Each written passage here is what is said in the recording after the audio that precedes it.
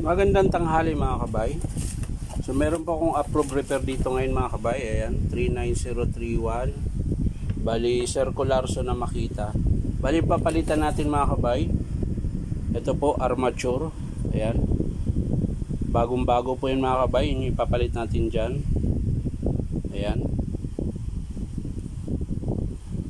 Medyo maitim lang yung sa commutator niya, pero bago po yan mga kabay.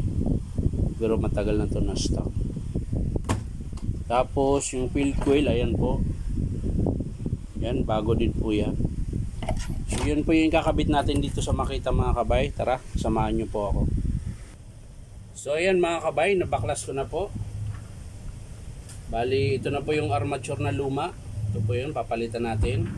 Tsaka yung field coil, ayan, huhugutin ko pa.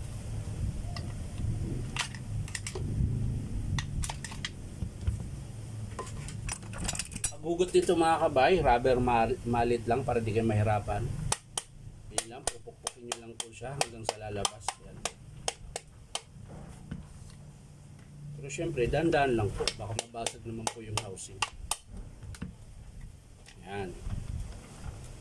So, check natin yung ano. So, bagay, na-check na natin to nung in-estimate mga kabay. Yan. So yan, ito po yung brush holder niya mga kabay, lilipat lang natin doon sa bagong field coil. Yan.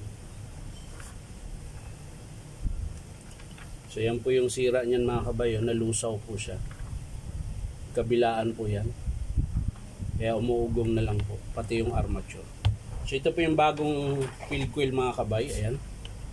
Yan yung bago. Ito po yung luma mga kabay. Yan.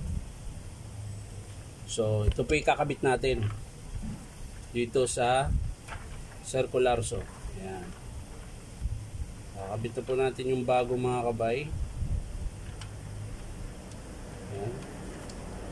Bagong bago yan mga kabay, hindi yan surplus. Siyempre bago. Tapos, babalik natin sa brush holder. Ayan. So, ito lalagyan na natin dito. Dito po natin lalagay. Yan. So yung paglagay mga kabay, ganyan lang din. Yan. Medyo matigas lang to mga kabay kasi kailangan nakapantay siya. Yan. Pag naisintro mo na mga kabay, yan na. Pukpukin mo na uli yung puwit naman mga kabay. Kung kanina harap, ngayon sa likod naman.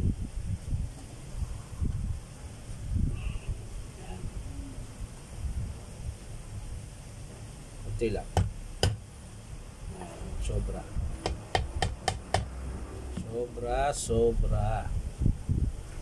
So kailangan sakto lang. Yan. Ayun na mga kabay. Pupukpukin mo sa likod. Yan. Ayan o. Ngayon kung tabingi, yan tulad yan tabingi, pupukpukin mo ulit pabalik. Ibig sabihin, hindi siya sintro mga kabay. Yan. Saka mo siya pupukin dito banda. Yan. Pumasok mga kabay. Ayun. O, diba? Ganun lang kasimple. Ganun lang kadali mga kabay. Yan. Pasok na. So, ikakabit naman natin mga kabay yung spring na natanggal natin. Yun yung humahawak ng brush holder. Yan. So, pagkakabit nito mga kabay, gagamit ka lang ng dalawa nito. Kahit flat, kahit Phillips screw pwede. Yan. Pero maganda Phillips screw tsaka flat. Kasi yung flat, yun yung pipiga doon sa spring. Hindi ko na mapakita mga kabay kasi nasa loob. Yan. Wala po kong taga video mga kabay. Yan. So yan. So yan na mga kabay, naikabit ko na. Yan. Naikabit ko na po yung spring. Yan. So, ang sunod, yung dalawang screw dito. Yan. Siyempre, higpitan nyo. Yan.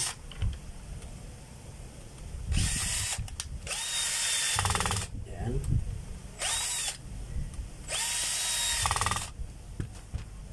Tapos, ulitan nyo ng manual para siguradong mahigpit.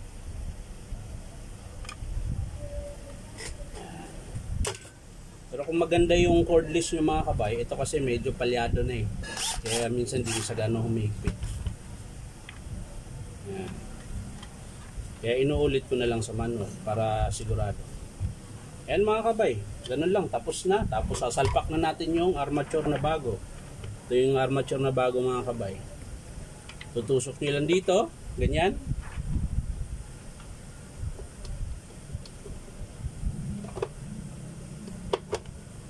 Yan.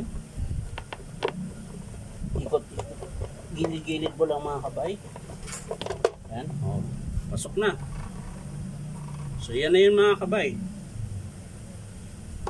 Sasalpak na natin. Teka muna. Yung brush baffle, hindi na ilagay. Yung baffle mga kabay. Yan.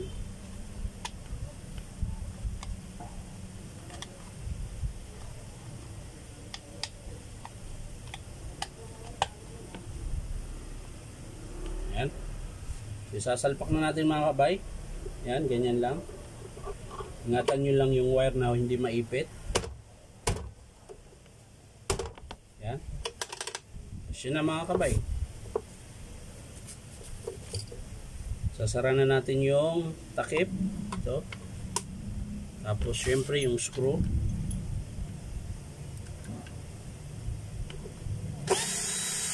Yan. Tapos yung 4 na screw para sa field housing. Ayan.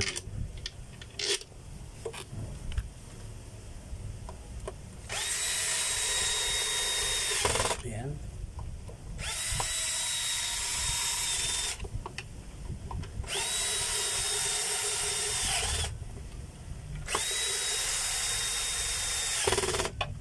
So yan na mga kabay, nasara ko na maigi. Ulitan ko siya dito. Yan, mahigpit na mga kabay. Sa Phillips screw naman. Yan, okay na rin. Yan, mahigpit na rin. Yan. So, next natin ilagay mga kabay, syempre yung carbon na. Yan. Yung carbon na ilalagay natin mga kabay.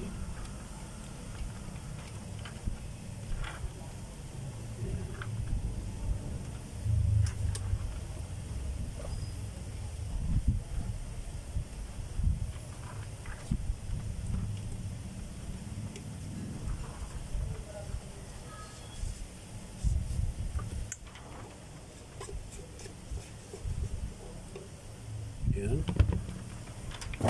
Tapos kabila naman mga kabay. Yan.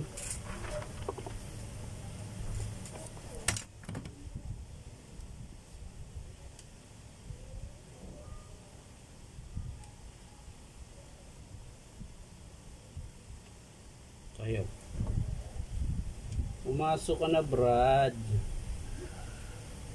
Gusto mo pa yatang saktan na eh.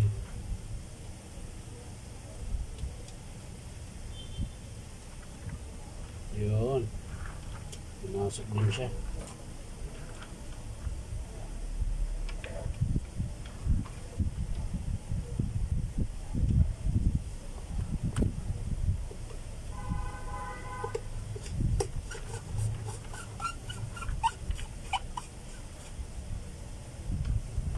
So yan na mga kabay, tapos na, naikabit ko na. Testing na lang natin kung gumagana.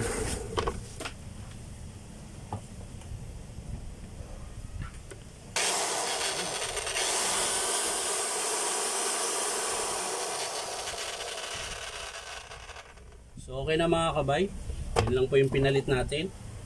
Ayan, papakita ko sa inyo ulit. Armature, tsaka field coil. So yan lang po mga kabay. Maraming salamat sa panunood. At syempre pa-like and share na rin po. At syempre po baka naman po pwedeng pa-subscribe sa YouTube channel ko na Inom Tabay. So yan lang po mga kabay. Maraming salamat. Bye bye.